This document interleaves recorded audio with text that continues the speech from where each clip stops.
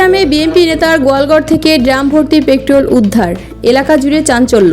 কুড়িগ্রামের রৌমারী উপজেলার এক বিএনপি নেতার বাড়িতে অভিযান চালিয়ে গোয়ালঘর থেকে ড্রাম ভর্তি পেট্রোল জব্দ করেছে ভ্রাম্যমাণ আদালত।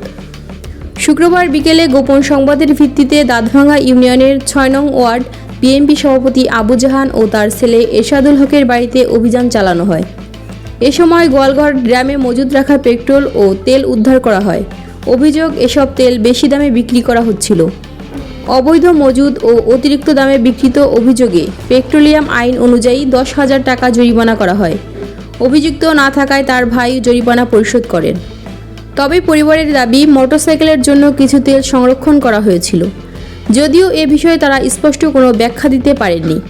গোয়ালঘরে কেন এত পেট্রোল, তা নিয়ে প্রশ্ন তুলেছেন স্থানীয়রা। বিষয়টি নিয়ে চলছে আলোচনা সমালোচনা।